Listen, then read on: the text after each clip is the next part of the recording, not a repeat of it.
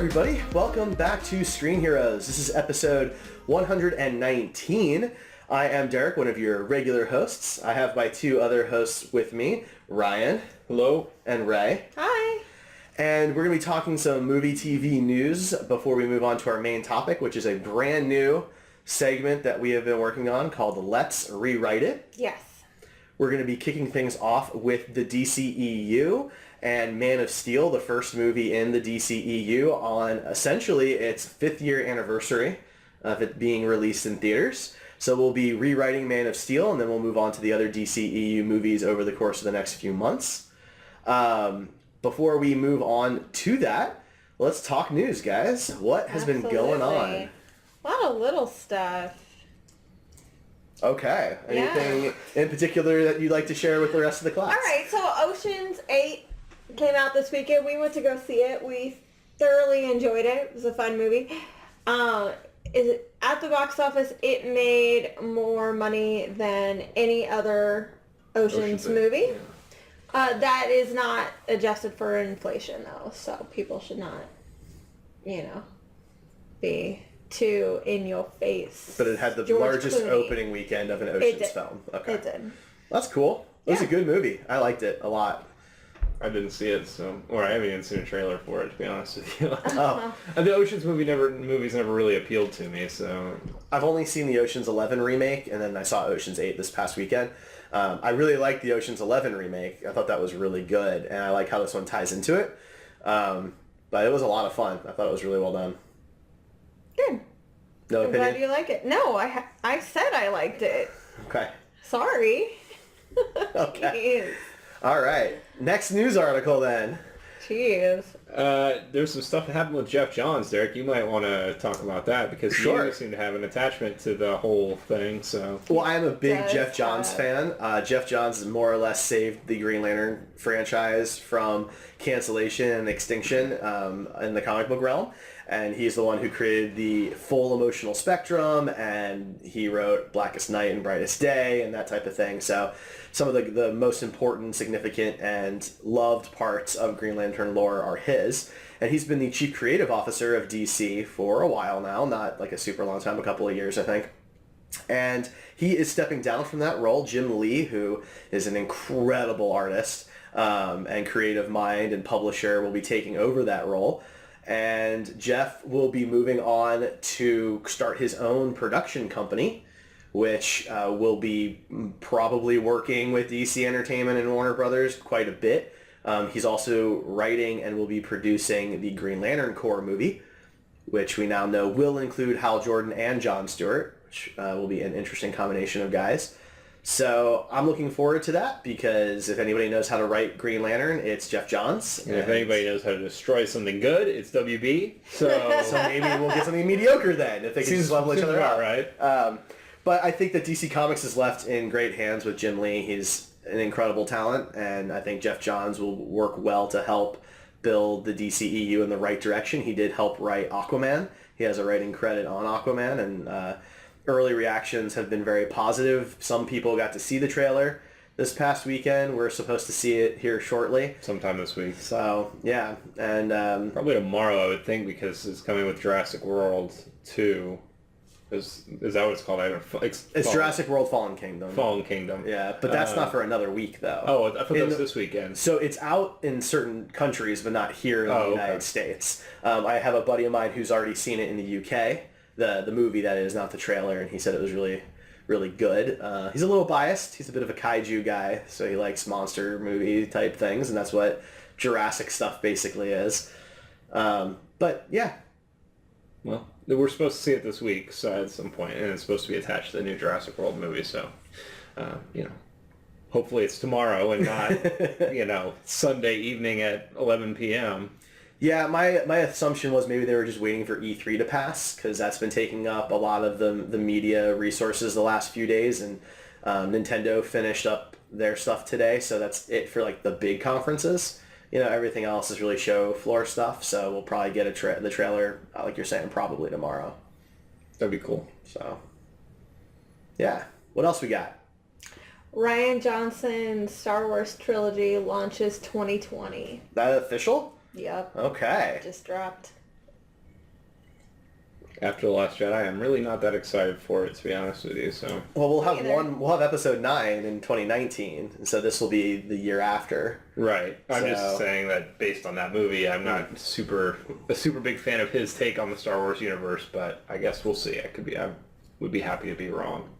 Yeah. I mean, my hope is that since he gets to focus on other more universe building type stuff, that maybe that will show his strengths rather than being stuck on the Skywalker saga. And he's not having to resolve a bunch of things that happened in the previous movie. Exactly. So, yeah, that could be, and I hope that's the case. And I assume he had certain road markers they needed to be at by the end of the movie for episode 9. That may not be true, but I'd be surprised if it wasn't. Yeah. Did you guys see the Stephen Colbert fan-made trailer? I did not watch it. I meant to when I got home, but I... Same. So Stephen Colbert's pretty pissed about all the toxicity and the harassment that people have been getting, namely Kelly Marie Tran and Daisy Ridley. So he recut a bunch of the new stuff to include just basically all women and minorities, remove all white people, and it was pretty hilarious. I can appreciate that. It's never fun. I when you guess see that the was dark news we side. hadn't talked about, huh? That Kelly Marie Tran Yeah. just left Instagram altogether. So maybe we should talk a little bit about that for backstory. Sure. Okay. So, Daisy Ridley left Instagram after The Force Awakens, and because of harassment. Felicity Jones never left her social media, but she of course received it. John Boyega, Oscar Isaac, they've been targets of harassment. And then Kelly Marie Tran has gotten pretty much nonstop harassment since The Last Jedi came out, and finally she just decided to shut her shit down for a while, which I can't really blame her. It isn't just the Star Wars fan base. No, it's Joss not. Whedon, famously Same after thing. Age of Ultron, same thing. But it does seem like because Star Wars is such a huge property that there's a lot more people that are going to be toxic.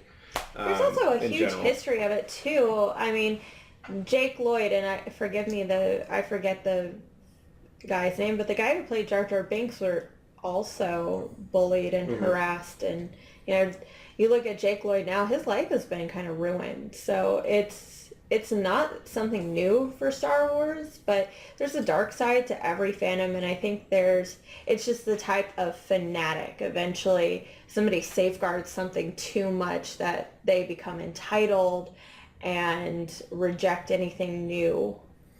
Star Wars gets it a lot, I think, just because the original trilogy has been held up as this iconic masterpiece, and whether or not it is or not is not my point. It's just that's the status that it's reached in our culture. So when they try to do it again in the prequels and now the second time with Disney, people are still so beholden to the originals. Very few franchises have that type of background.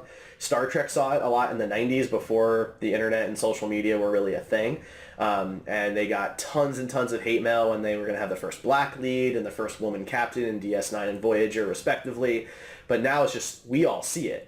We didn't see it in the 90s when people... there wasn't an internet. Right. Yeah. People wrote letters and hate mail to the actors and to the studios, but we never got to see any of that.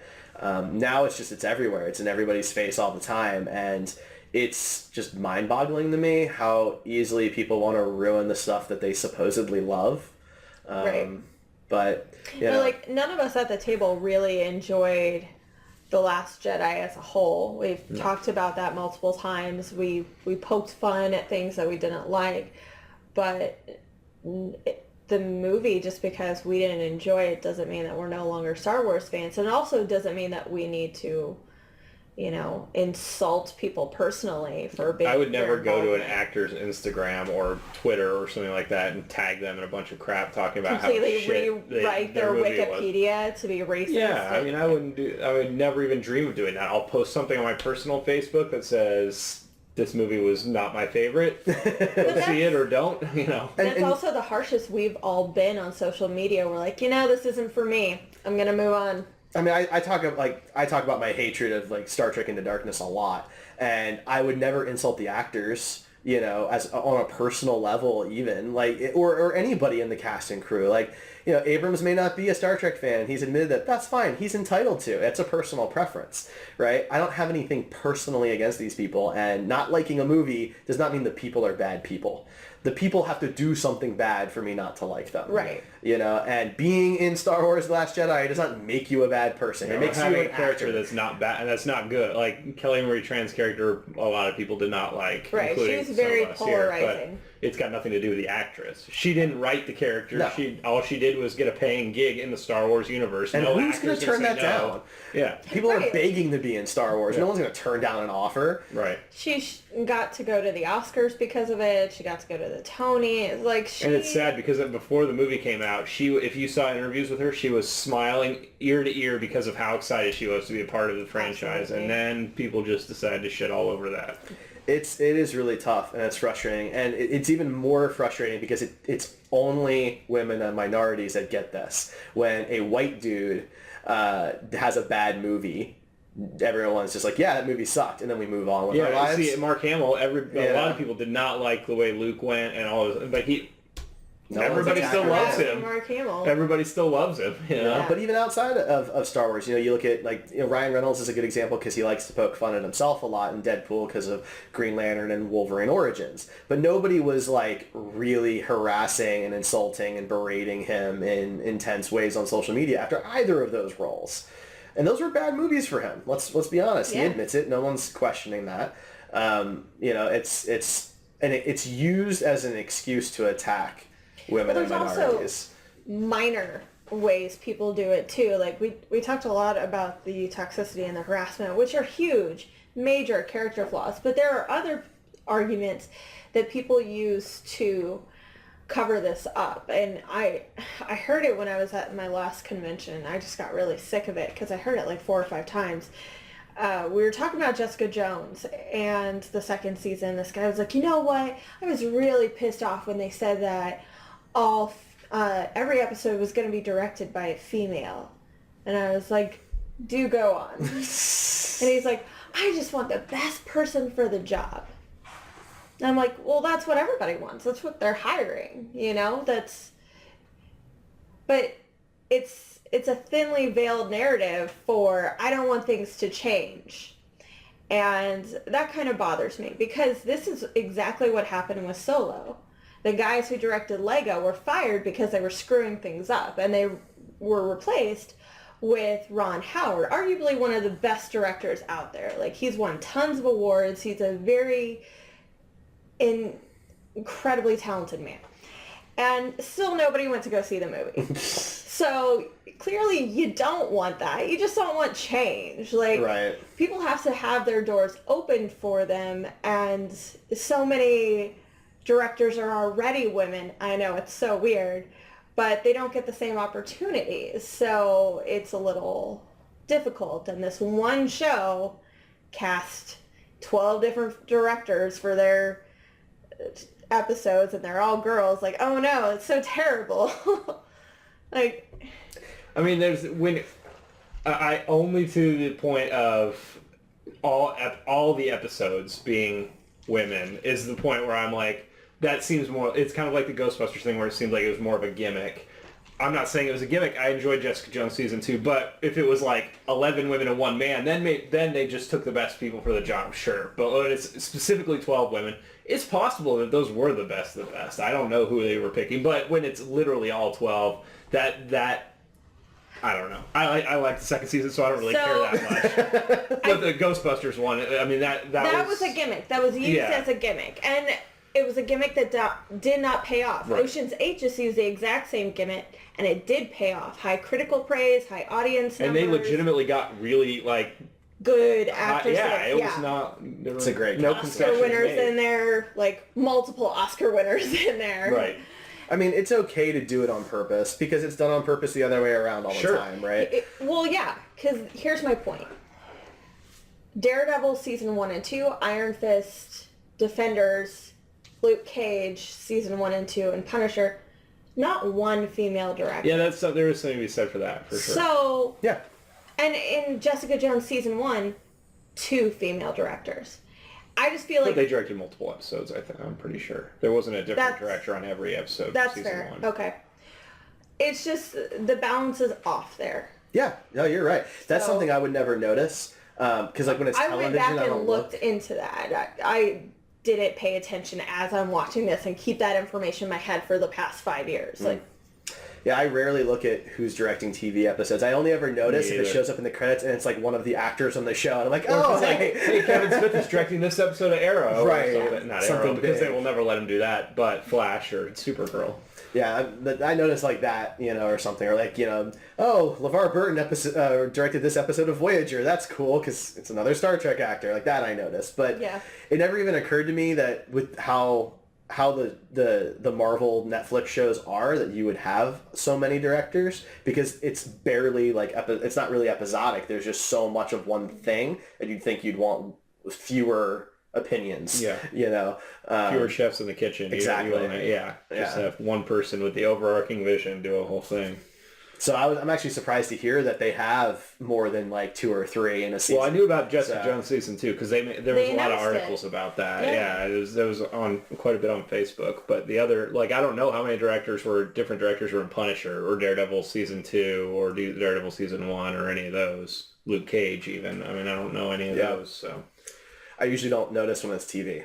So that's fair. My own fault, I mean, to be fair, like when you start getting like Daredevil season 2 or Jessica Jones season 2, this cast has worked together a lot. So really, the director may not really have to do that much. Kevin Smith has come out and said that every time he comes on the set, it's literally a well-oiled machine. He's just there, like, to be there. Well, there's a lot of framing that's involved, from a camera perspective. Oh, sure. Because the actors know, who their characters are. Like, I mean, at this point, Grant Gustin should know who the Flash is, right? But the same doors just aren't open. Oh yeah, and that's my point. It shouldn't be newsworthy if a show around a woman is directed by women. Right. It shouldn't be, but it is. It was a big press release and huge articles, and like it shouldn't be a big deal, and it is. Maybe that's the problem. They should just do it and not report on it. And like have press conferences about it. But then they lose out on the publicity. But that's the problem, right? Because the point is supposed to be that it's equal footing. It's not supposed to be that, hey, look what we did. Yeah. Because that's not... Then did you do it? But that's not how businesses work. I know. Businesses... I don't disagree. But then it just colors all of those decisions, because then the question is, well, did you do it because you thought you should? Well, now it's suspect. Oh, yeah, exactly. Yeah. And my issue is that while we're doing this, we're also being boxed in. Great. Patty Jenkins directed Wonder Woman, and Ryan Coogler directed Black Panther, and that's great because they have similar viewpoints of life. But are we ever going to let a woman direct Iron Man? Are we ever going to let a black man direct Batman? Like, is that going to happen? I mean, I wouldn't see any reason why not. It seems ridiculous that we're even having to talk about that. Why are we talking about this? Yeah. But it's... I understand. It just keeps popping up. So, I don't know. I feel like I personally have a connection to Batman and could direct a Batman movie, and it would Why not, right? Like, Tim Burton, all his movies, he could have been black. When I was a kid, for all I care, I had no idea.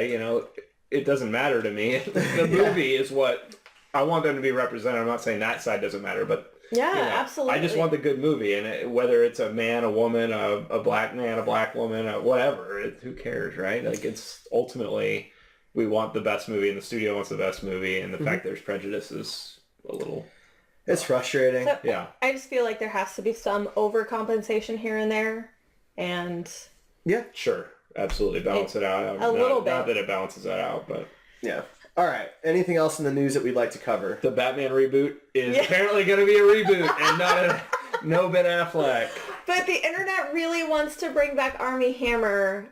from the George Miller. The internet one day wants Ben Affleck back, and then the next day they're like, we want him out. And then a third day they're like, well, we wanted Batman Beyond with Affleck. It's like... Bring back Will Friedle. Yeah, make up your mind, okay? I mean, at this point, I'm not going to believe who Batman is until I see a trailer. Yeah, exactly. And even then, it's suspect after the Justice League trailers. It's like, okay. How much of this is going to make it into the movie, really? Who still has a mustache? Right? Yeah. How many mustaches were edited? I'm going to sit down in the theater and I'm just like, so who's Batman in this one? Right. Like, I don't, at this point, I don't care anymore. I just want a straight answer. Yeah. You know, this whole back and forth thing is just so ridiculous. Now there's all these rumors. Did you hear the latest San Diego Comic-Con rumors for DC? These are great. If this Are there any Shazam ones? Because we haven't had a Shazam Gate update. No. The rumor is now the rumor is that the Snyder cut of Justice League will be announced at STCC. Right. No, I'm sure that's going to happen. Sorry. This is like Y2K. You guys remember? It's worse. You guys remember Y2K? It was supposed to happen on January 1st, 2000, and when nothing happened, a bunch of people were like, no, we mean next year. Right? That's what this has become. Except this is worse because this is like the Y2K thing was fear of, the entire world shutting down. That's fair. Whereas this is like some fanboys not getting a movie that they think is going to be better, but in actuality is probably going to be about the same in terms of quality. It's hard to have or possibly worse because it wasn't finished. I was going to say, it's hard to have a cut of a movie that was never done. Yeah. Right. Everybody thinks it's just like they're holding on to it, they're hoarding it, waiting for 5 years from now when they can release the ultimate cut. See, and that's the thing. So for those who are confused by our sarcasm here, the ultimate cut of BVS was available because they took the final movie and took things out of it and put it into theaters. Yeah. So they were able to add those things back in. And it was only like 12 minutes or something. It was not that much longer. But Justice League, Snyder never finished it. He was, like 60% of the way through or something like that? And then Whedon came in and finished it. So do you want 60% of a movie? Like, there's no way that's going to be better, right? I think they imagine that they're just going to fill in the rest with Whedon bits. But I don't really understand how that's going to be any better. I want that to be a new cereal. We did this. Yeah. So that's where we are. All right. Well, that's probably enough. Tonight's theme: entitled fans. I think that's probably enough for news, unless you guys have anything important. No, now we're going to be entitled fans and rewrite a movie. Shazam Gate. Nothing. No updates this week. There is a rumor that's Shazam adjacent.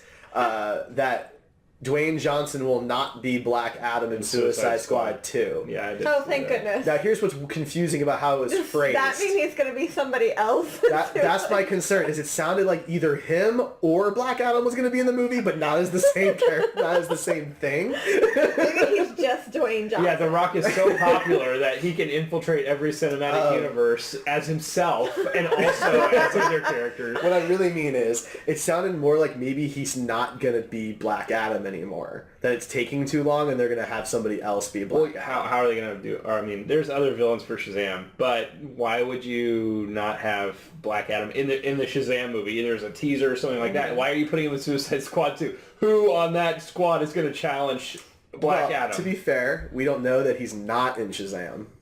That's fair, but I mean, he's not the main villain. No, he's not the main villain, but for all we know, he does show up towards the end and something happens and the Suicide Squad stumble upon him. It didn't sound like he was supposed to be like the villain. What's a Suicide person Squad with a baseball bat gonna do against Black Adam? Nothing. It didn't sound like he was supposed to be the villain for Suicide Squad. It just sounded like he was going to be in it. Like he was going to join the squad? What are you, some kind of Suicide Squad 2? He said the thing.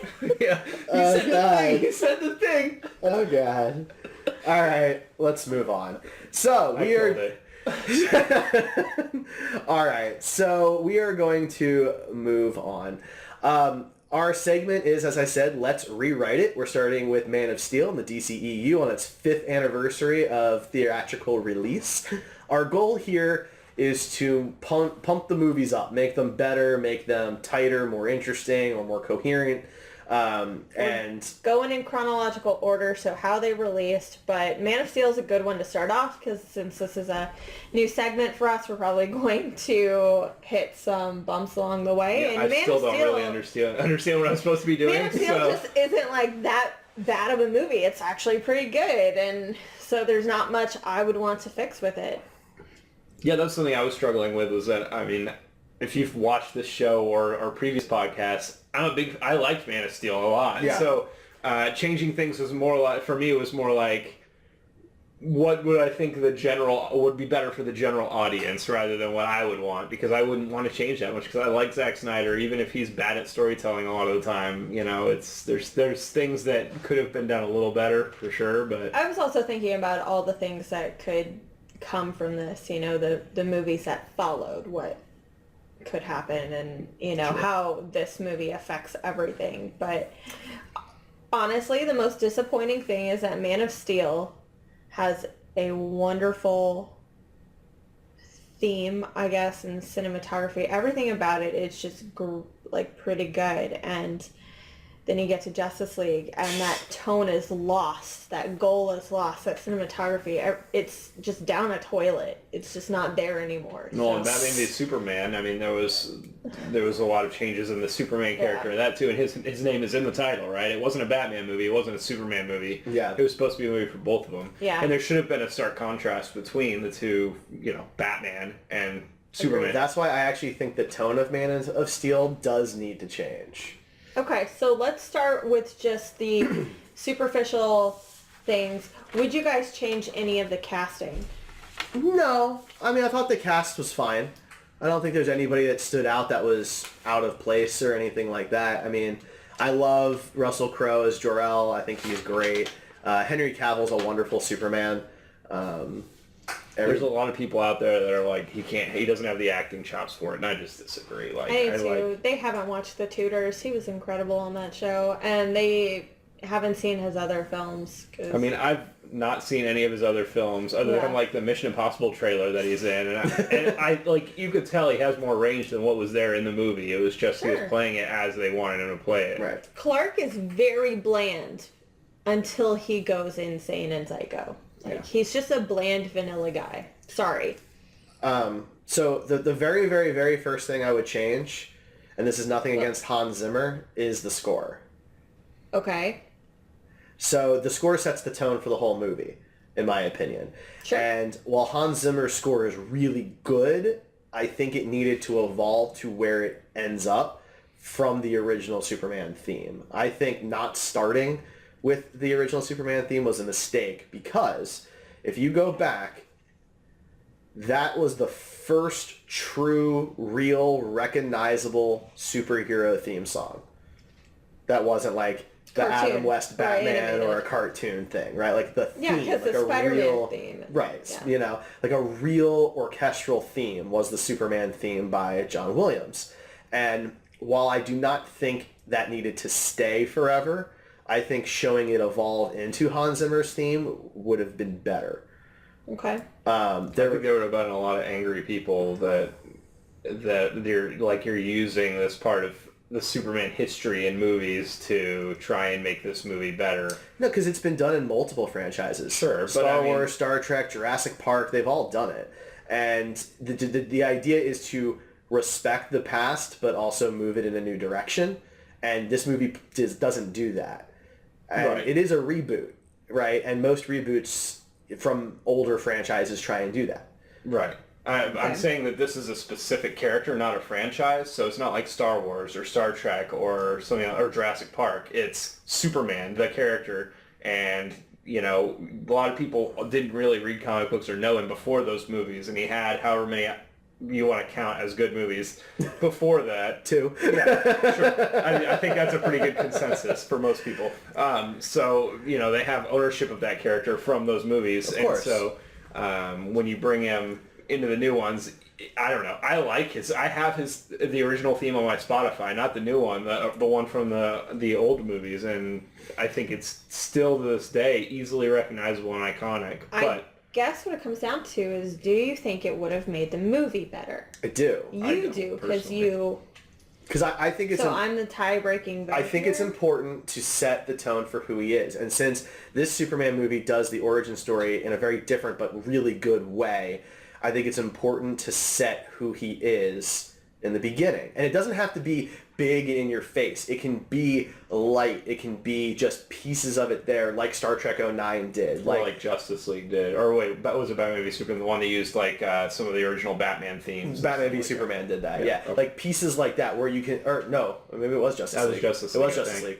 Where you can hear it, you can recognize it. It feels familiar. It doesn't have to be literally the theme, but pieces of the theme, the right notes or the right progression or something like that, to show you, like early on in the movie when he's like saving the guys on the oil rig or something like that, right? Instead of having the intense droning Hans Zimmer music, which is really great. I have the soundtrack. I love his work.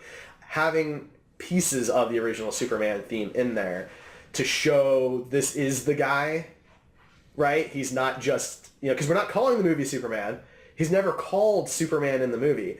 So having these little pieces to show, but he is, I think would have helped ground the character in the history.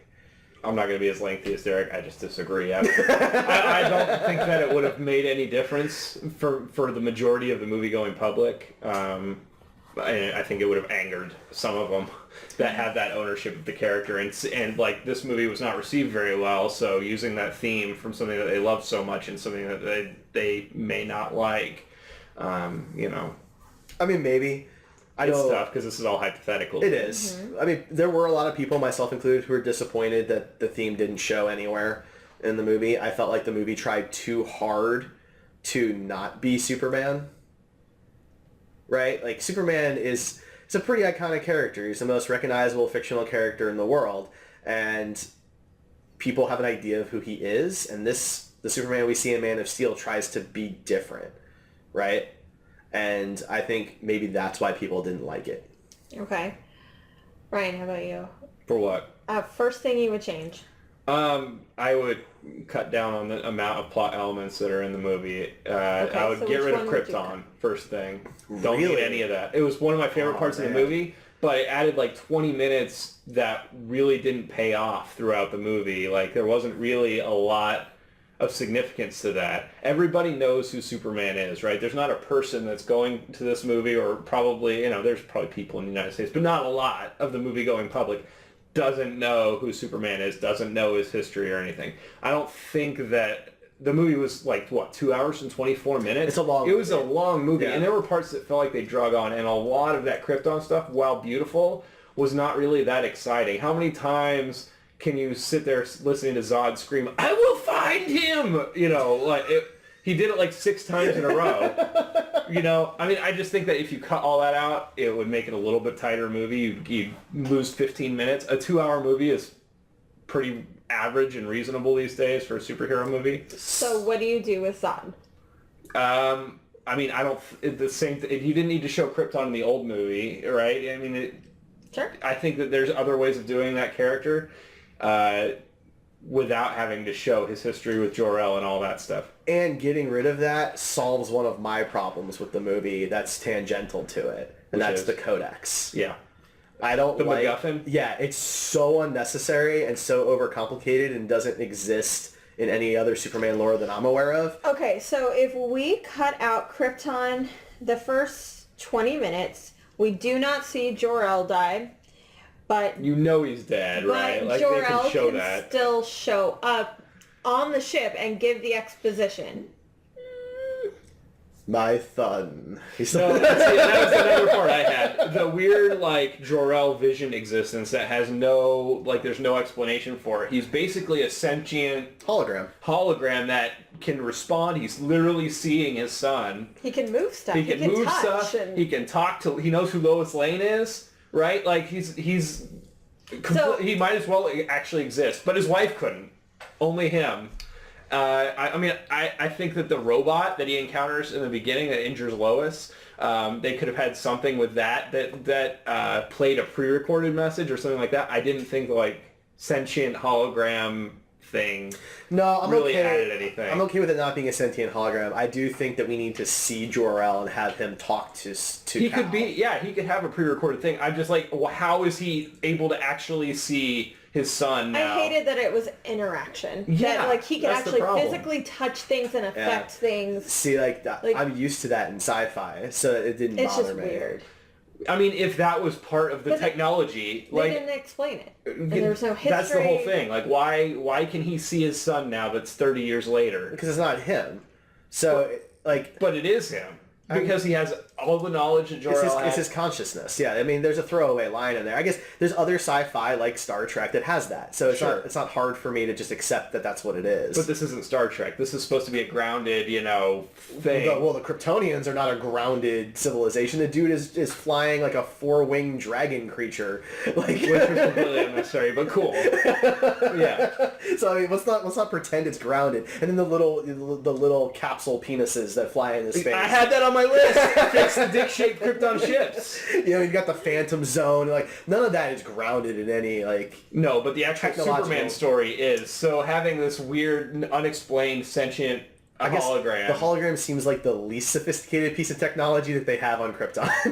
I just feel like they could have just had a recording. That's fine. Have a recording. Okay, sure, so if it interacts with things, fine. that's fine. Whatever. It can But I interact mean, even on with things. Supergirl, she can interact with her mother's hologram. Right, which I don't think is good on that show either. I think the whole thing is interactive holograms are not new to sci-fi, so it's been accepted in the genre. Is Superman is a sci-fi movie? Superman comes from an alien planet with alien technology and spaceships. That's science fiction. That part is science fiction, but I don't think so. So his entire background in the character is science fiction. He's an alien. But we wouldn't see that all happen, which would make this more or less of a sci-fi movie. Okay, so we have to have some compromise here.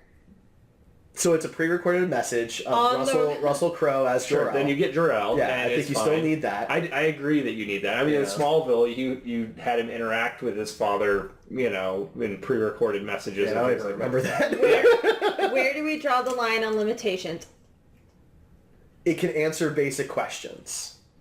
Like really, sure, like it has a database. Like I'm fine with it having a database, right? Where you can know, go, it knows where he came from. What's my family? Yeah. Who was my family? What was my name? Why did you send me here? What happened to my planet? Yeah, very simple stuff.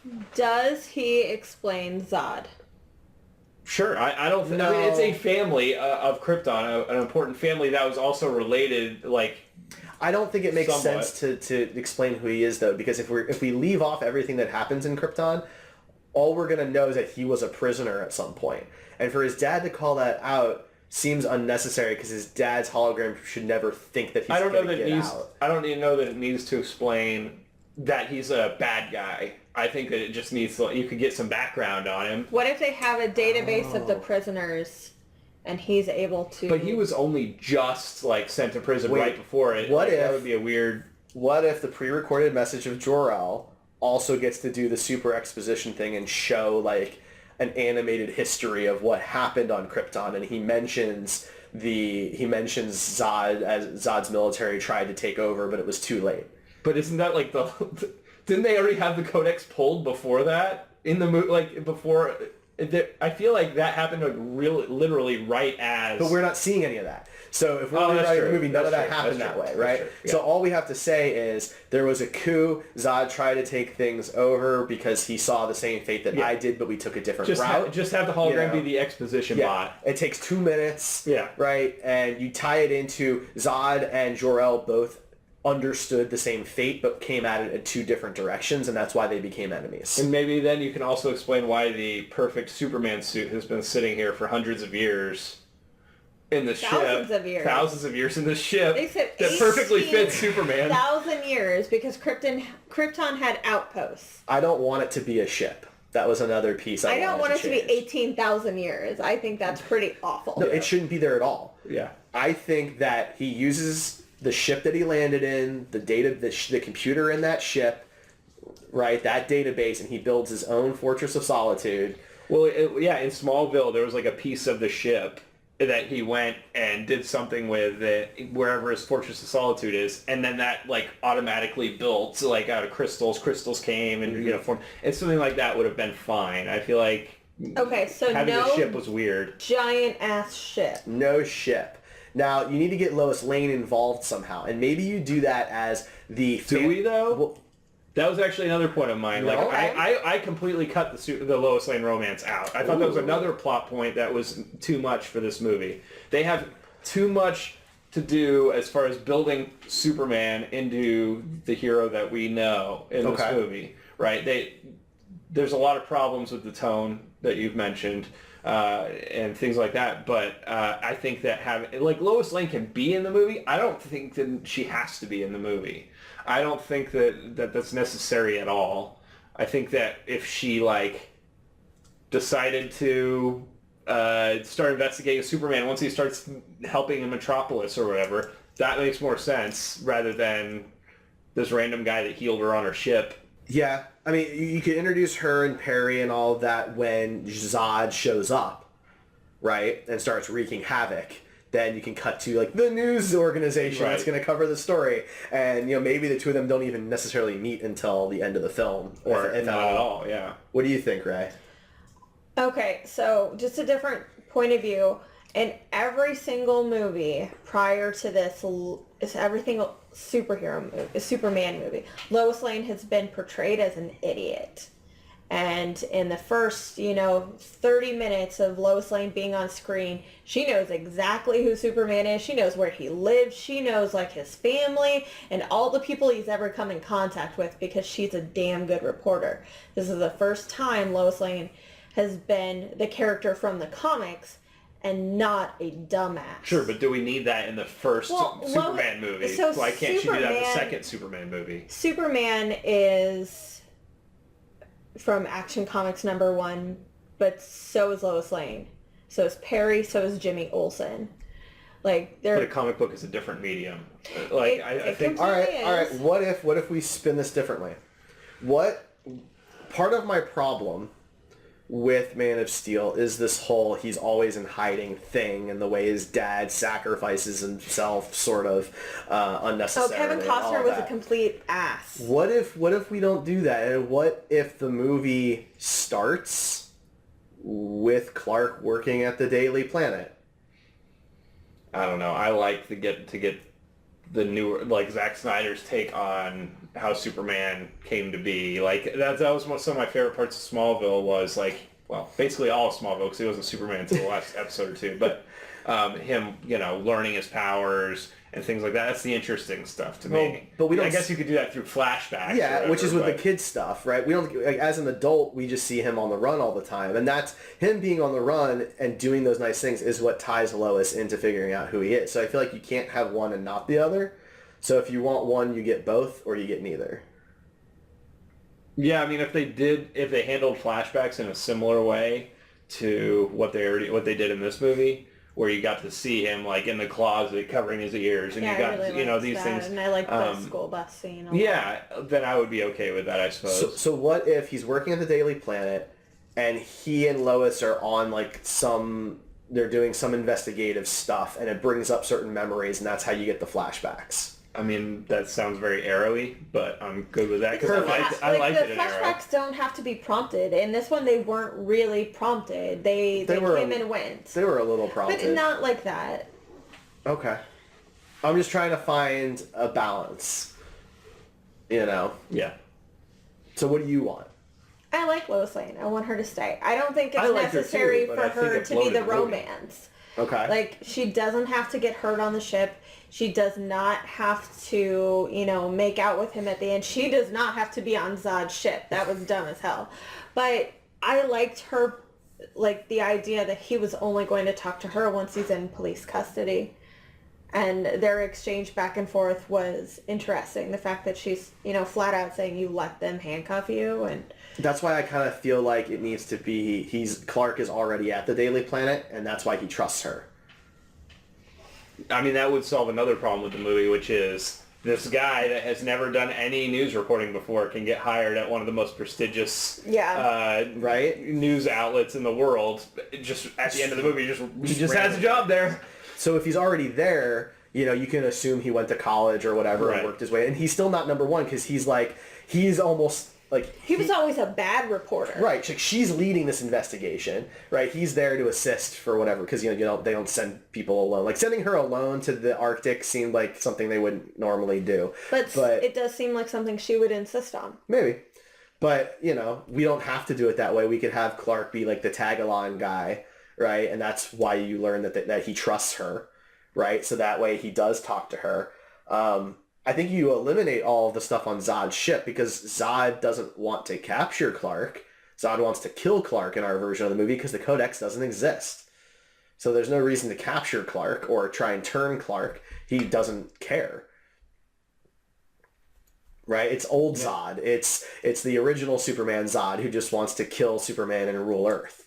Okay, so while we're on like villains, one of my points was Morpheora because I thought she was... Like, when she was moving really quick between the people, that was scary, man. It was well done. And it was cool. And she, like, the actress, I don't even know who that is, but she looked badass in that suit. Yeah. And I wanted to see more of her, like the little goon squad they had. I feel like there should have been more with that scouting party, you know, before Zod comes down, and they should have, like, really, kind of like with Infinity War, where, you know, they have the hype man that's like, you're all blessed because he's coming to kill, you know, give Zod the hype man to come down, or hype women in this case, to, like, really. Well, I think it just needs to be the two of them, even. That would even be okay too. Although the big dude was kind of wasted, but that's the thing, right? Like, he's kind of a take on from the original movie. We don't have to waste him. That's true. Yeah. So here, like, how do we amp up his role? Well, do we give him speaking lines? I'm gonna bring it back to Infinity War. Like, they had multiple villains in Infinity War. They had the big bad Thanos, right? That's our Zod. And then they had the big, what was the big dude's name in Infinity War? It was like, I don't even remember. Here's my problem, I remember Corvus Glaive and Proxima Midnight, and those are the two that show up and fight. Proxima Midnight might as well be Feora, right? But is the big guy in Man of Steel, is he stronger than Cal?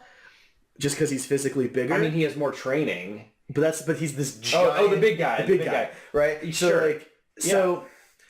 I mean, you have to give him some reason to be there. That's the problem, though, because it needs to end up as Cal versus Zod. Right. And why would it be Cal versus Zod if this big dude can kick all their asses? We can still have the military intervene, and the military can put down Feora and the big guy. Can they? I mean, they did in this. Give Superman the advantage over him. If he's big, he's stupid, right? Isn't that the way things work? Well, that's what I'm saying. That's what he is. So Superman will outsmart him. And then Feora, you know, is maybe not as strong, but she's more cunning. And or maybe she escapes. Yeah, sure. Then we use her for Man of Steel too. Well, that's fine. I don't mind if she escapes. But Clark beats them both by messing up their headgear stuff. Because they can't breathe the air on the atmosphere. Because they're not used to it yet. Right. It took him his whole lifetime, but then Zod's okay with it in 3 minutes. But no, unacceptable. That's my problem. He's like, it's X-ray vision. Oh, I'm good. It's used so inconsistently in the movie. That's the real problem.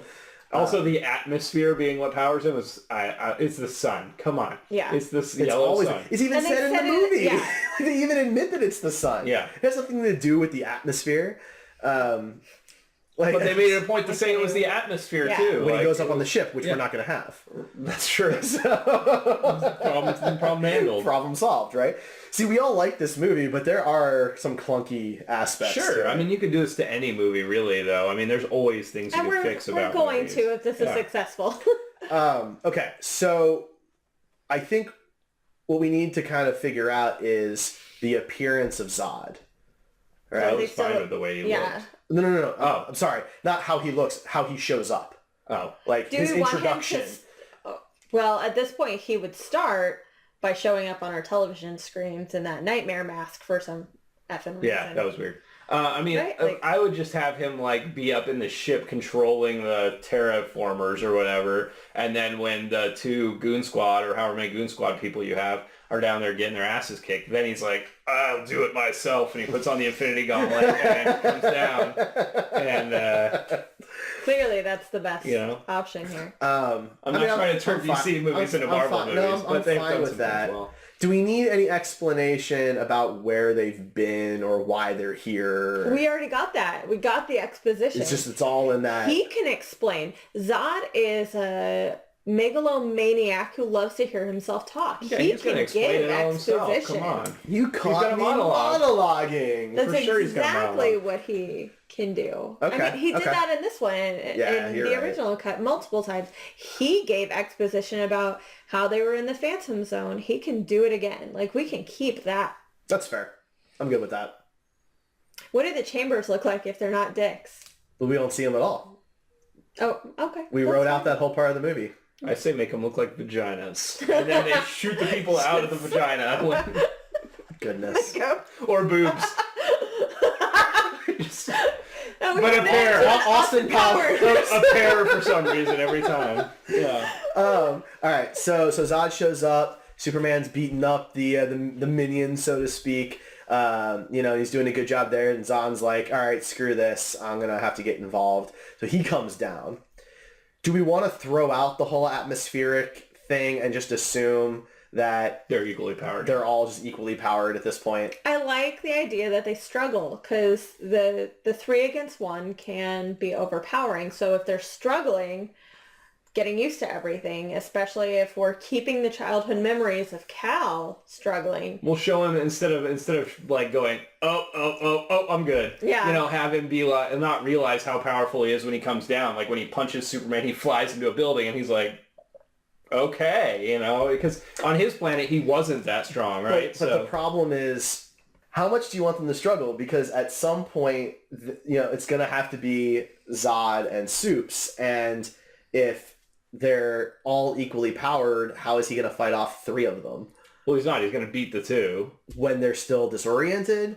No, I mean, cool. he's going to be better at one thing than they are. You know, he's going to smarter than one. But the thing is, he shouldn't be. But he is, because the big guy's always going to be the dumb one, and then the woman's always going to be the more cunning, and he's going to be stronger than her, or whatever, you know. But the thing is, though, this is, you know, And we already talked about she's going to get away and we're going to use her again. and that's fine, right? But he has to think he's won, right? And he's never been Superman before, right? He doesn't really know how to fight. That's one of his problems. That's why Zod does so well, because he doesn't know. He's not a trained fighter. He's just super strong. Like, you can have them struggle throughout the entire fight without it being like beating up some weakling. Like, you can have them lose their footing 1 or 2 times or trip. It can be small things here and there because they're still getting used to it. But, you know, they're also adults and not children getting used to it. So they're able to do this a little bit faster and it doesn't affect them like it did Cal. That reminds me of like when in Batman v Superman in the warehouse scene when Batman's fighting,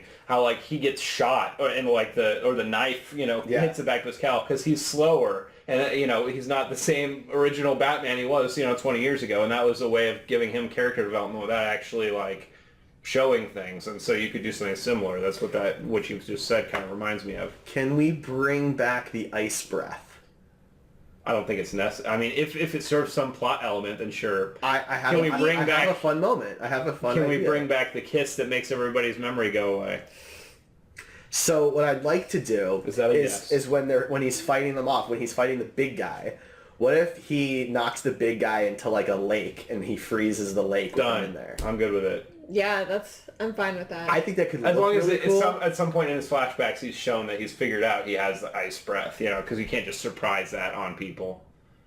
I mean, can't you? No. He's had the power for decades. No, Yeah, but not it. everybody. That's a more obscure Superman power. So he had like I don't know. See, but that's the thing though. Like we have to see him as a kid get the power for us to believe that he has it. Or at least Well, we didn't see him do that with the eyes. He could have been a teenager or an adult.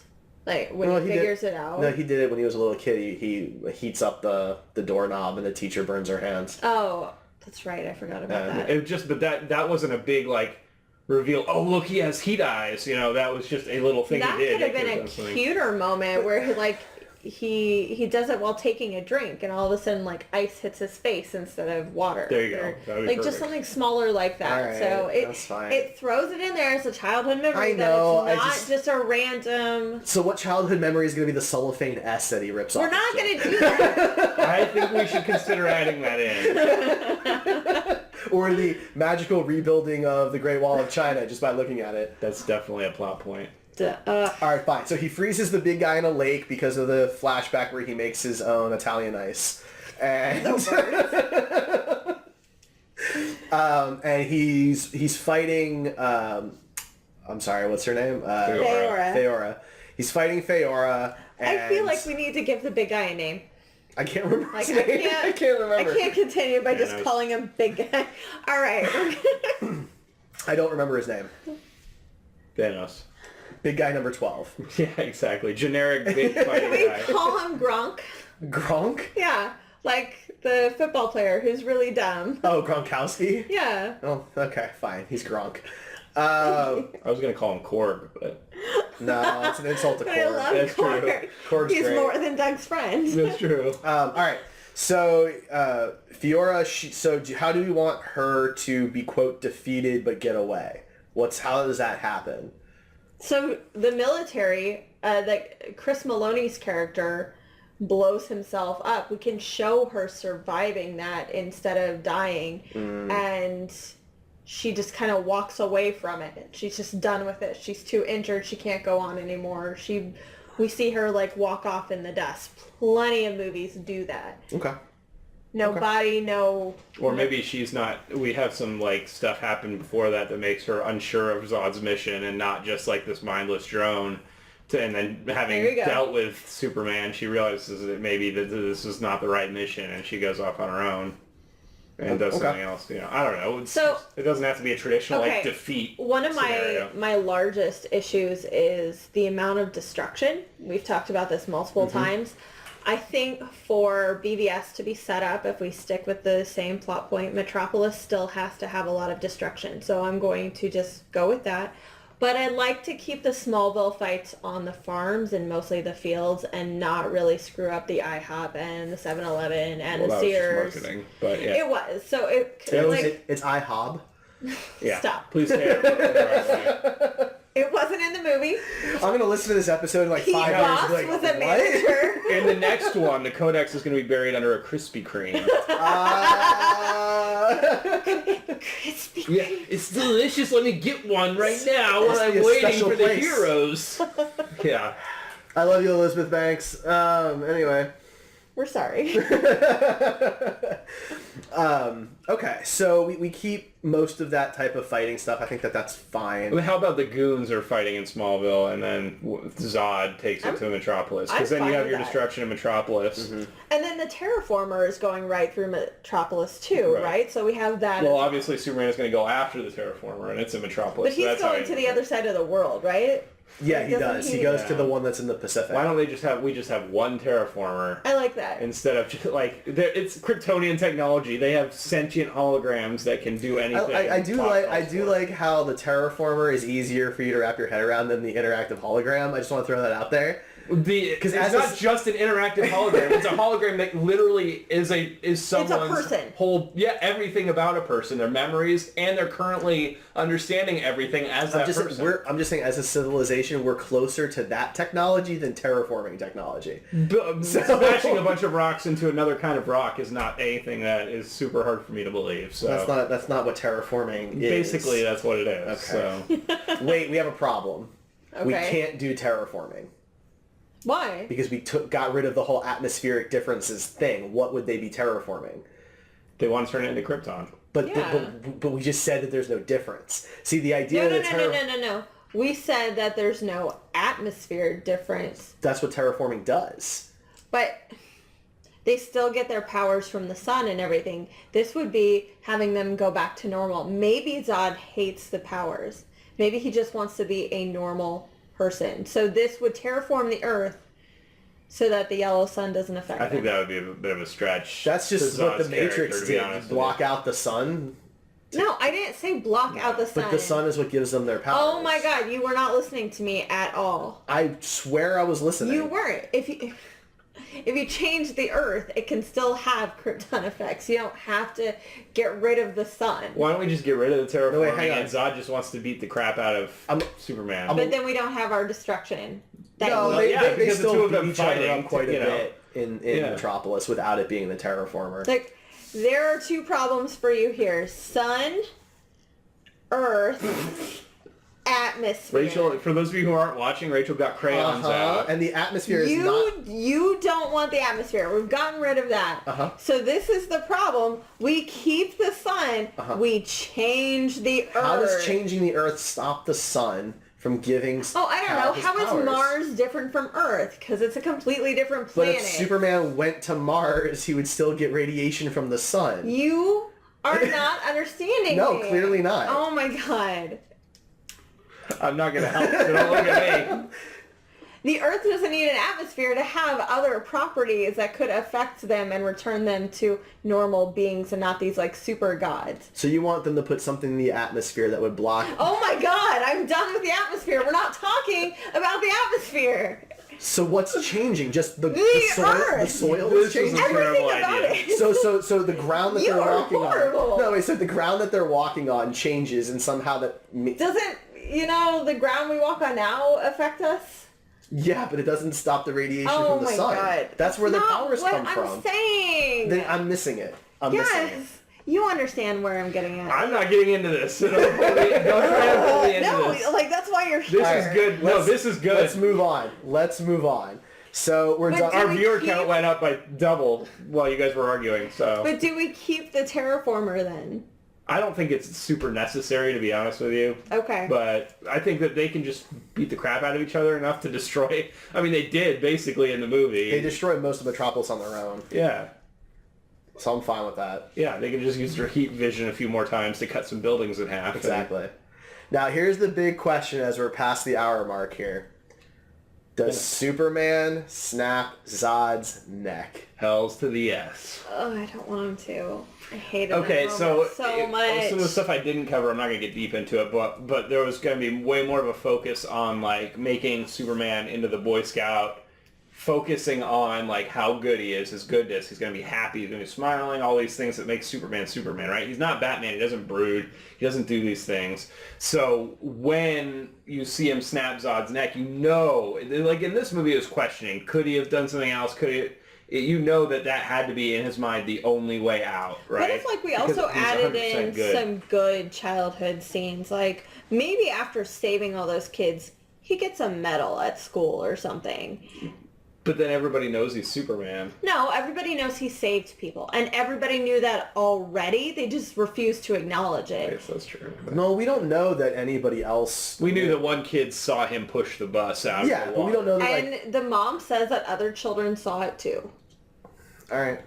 People know that Okay. he did stuff. I'm just trying, like, I think, honestly, I'm even- feeding into the happy Even side. after, That's it. like, after he snapped Zod's neck, like, if you just had a kid come up and say thank you and, like, hug him or something, because you know he's going to be... He was emotional in the movie the way it was written. You know, if you gave him something to acknowledge that other characters saw it as the only option that he had, or something along those lines, I think that would have helped a lot. I think the main problem was that he just snapped the neck and went and made out with Lois in the middle of a bunch of destruction of the, you know, an entire city falling around him. If you take that part out and it's just him. Well, that and the very next scene is him punching a satellite out of the sky, which I thought was really There's a cool. very jarring change there. I think if you just went with something that was more gradual and you understood that he's a good guy and he's just doing his last option, which is what they were going for, I think. Yeah. But it didn't quite get there for a lot of people.